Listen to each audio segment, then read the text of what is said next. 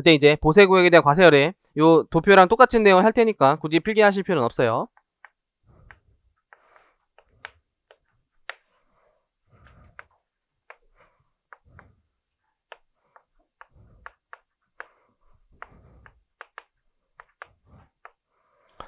그래서 외국에서 국내에 반입하는데 지금까지의 설명은 보세구역을 거치지 않고 그냥 바로 직수입했다는 거예요. 보세구역 거치지 않고 직수입했다. 근데 세금이 아직 보류된 보세구역을 거쳐서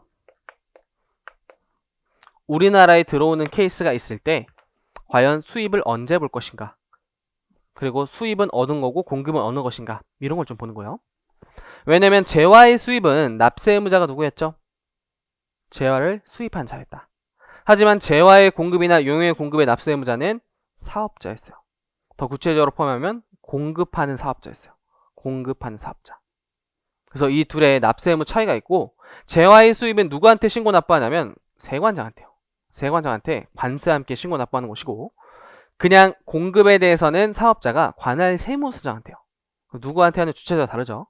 그래서 그 구분하는 데 있어서 중요한 규정이에요. 그래서 첫 번째, 외국의 물품이 보세국에 들어온 요 시점에는 아직 관세가 부과되지 않았죠. 근데 부가세는 관세 부과 후에 부과된 세금이에요. 관세가 얼마인지 정확히 측정되고 나서 그에 부가세가 부과된다. 그래서 과세 할래야 할 수가 없어요. 그래서 수입이 아니야. 아직 수입이 아니다.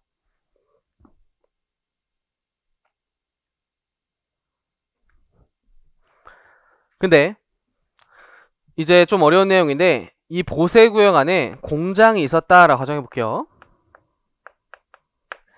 어떤 사업자가 보세구역에 하필 공장이 있었고, 외국에서 들어온 물건을 이 공장에서 좀 부가세를 창출해서 새로운 재화가 탄생해서 우리나라에 들어오고 있는 그런 거래 형태를 기억하셔야 돼요. 외국에서 원자재를 수입해서 공장에서 물건을 좀 뚝딱뚝딱 만들고 그걸 국내에 반입하는 경우, 그때 그걸 국내에 반입하는 경우. 그래서 요 2번 거래에 대해서 결과적으로 외국에서 들어온 물건을 보세구에서 뚝딱뚝딱 만들고 우리나라에 들어오면 한 가지 거래에 두 가지 공급이 해당돼요. 한 가지 거래에 두 가지 공급이 나온다. 첫 번째는 재화의 수입, 두 번째는 재화의 공급. 두 가지가 동시에 발생해요. 그래서 어렵다. 수입에도 해당되면서 공급에도 해당되기 때문에 진짜 어렵다. 왜냐면 수입은 사실 이때 발생해야 되는데 관세가 아직 부과되지 않아서 이때 뒤로 미뤄진 거에 불과해요. 사실은 이때 수입이지만 이때 뒤로 미뤄진 것이다. 그래서 이때 수입과 공급이 동시에 발생해요. 구체적인 좀 숫자를 넣어보시면, 예를 들어 1,000원의 물건을 가져와서 1,500원에 팔았대요. 그럼 이 1,000원의 물건이 수입인 거예요. 이게 재화의 수입인 것이다.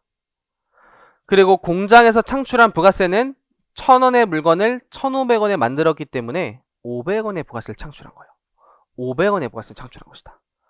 그래서 사업자가 창출한 500원의 부가세는 재화의 공급에 해당되는 것이고, 재화의 수입은 1,000원에 해당되는 거예요. 1,000원.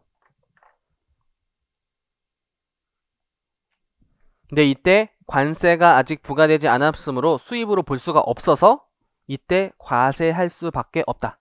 그래서 이때 동시에 두 가지 거래 발생해요. 근데 이제 진짜 결과적으로 이제 뭘 기억하셔야 되냐면, 그럼 재화의 수입에 대한 납세 의무자 누구고 재화의 공급에 대한 납세 의무자가 누구냐? 이건 저희가 다 배운 내용이에요. 첫 번째, 재화의 수입은 재화를 수입하는 자, 따라서 이 갑이에요. 갑.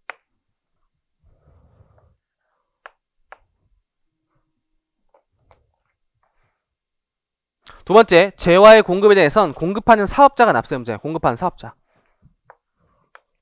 예. 납세 의무자 다르다. 납세 의무자 다르다.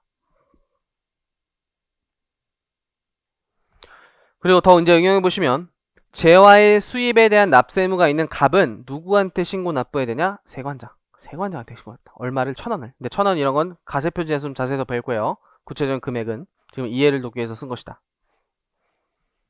그리고 공장을 경영하고 있는 사업자는 관할 세무서장에게 신고 납부하는 것이다. 관할 세무서장에게. 그래서 이것도 납세 절차와 연결된 주제. 지금은 납세 의무자가 누군지까지는 반드시 기억하세요.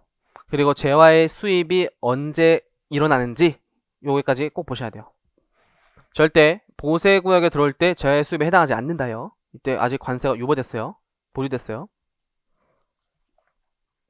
근데 이제 세부적인 거래 보시면 국내에 있는 사업자가 보세구역에 이렇게 공급을 하거나 보세구역에서 다시 국내로 들어오는, 즉 국외에 거치지 않은 그냥 일반 거래들은 다 그냥 제외 공급이에요. 다 일반 제외 공급이에요. 또는 이 보세구역 안에서 막 거래들이 이루어졌다, 다 외국과 무관하죠. 다 그냥 국내 공급이에요. 다 국내 공급. 그래서 이런 것들 다 국내 공급이다.